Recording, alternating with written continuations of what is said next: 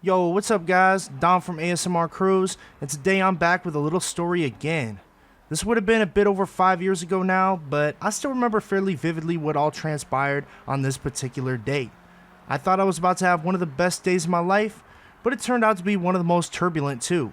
Somehow, I still ended up driving home in my dream Civic. This day in question is the day I picked up the first car I personally bought and my second car overall in my life. In high school, I was fortunate enough that my parents bought me my first ever car, a silver 2002 Honda Civic EX sedan. It had some rust around the rear quarters, but it was fairly low miles honestly, and I thought it was pretty dang solid. Very clean inside and out, apart from the rust around those rear wheels. But anyway guys, I had this car for about 4 or 5 years, but in the wintertime of early 2021, I got T-boned. It was at low speed, but it was right into my rear passenger wheel that was already getting rustier by the day.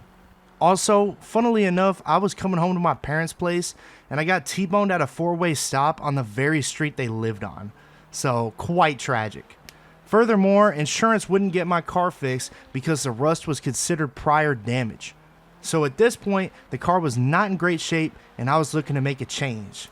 This '02 Civic was an automatic too, and I was looking to get into manual cars.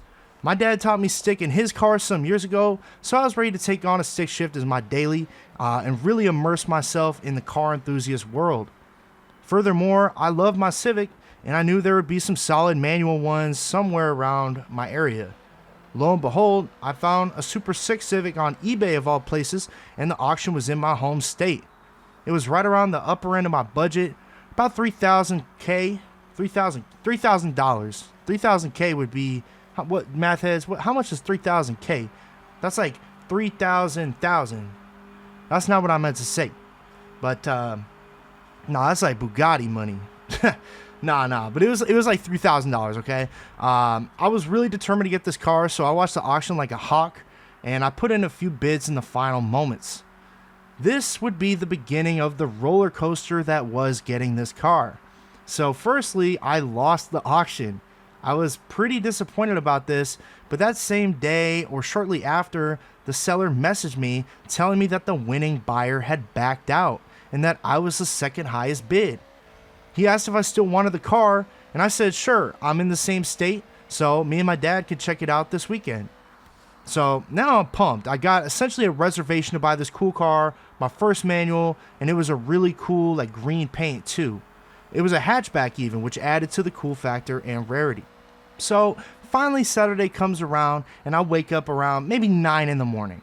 Now guys, for this next part, you might want to sit down, because this is where the roller coaster ride took a steep drop. I came out to both of my parents on the couch beside our family dog. He was about 13 years old, black lab, and on this morning he was completely unresponsive. I won't talk too much about my dog's lore right now, but long story short, we did have to put him down. I was super excited this morning to get the car in one moment, and the very next I was totally crushed. I was like 20 or 21, and like I said, my black lab was 13 years old at the time. I was in first grade when we got him, so it's a super tough day in that regard. But despite this massive setback, me and my dad still had plans to check the car out. So we drive about an hour to the town where it was, we park in the street, get out, and I see this Civic in the open garage. It was love at first sight, guys. I wasn't as much of an automotive paint nerd then as I am now, but I quickly realized that this Civic was stupid rare. Even though it had a ripped seat, rusty fenders, fogged headlights, and more small dings and dents that I could count, that Midori green pearl was so sick. I instantly knew I had to have this car. We met the owner, an older gentleman, and had a nice convo before he took my dad out for a test drive. I don't know why me and my dad test drove the car separately with him, but when they went out, I just hung out in the garage and waited. Where I also saw an NA Miata under the cover. Later we were shown the Miata, and it was a really sick British racing green. Also considerably cleaner than the Civic. But anyways, the seller and my pops came back shortly after leaving, and it was my time to shine. By then it was about 3 p.m. This made my test drive a little bit stressful because the seller lived right by a school, and there was a lot of traffic this time of day. I can't lie, guys. I backed down the drive, put it in first, struggled to turn the wheel, and stalled right away. Nothing says, yeah, I know how to drive stick like stalling 5 feet from the seller's garage. Turns out this car did not have power steering and the clutch would take me some getting used to. I did know how to drive stick, but not super well, so this first drive was definitely a little bit clunky.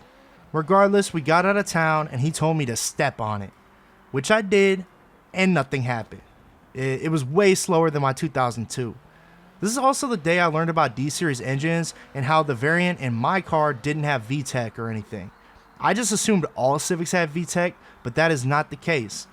Once we got back, my dad was really questioning me on if I wanted the car, but guys, I had made my mind up. I needed it.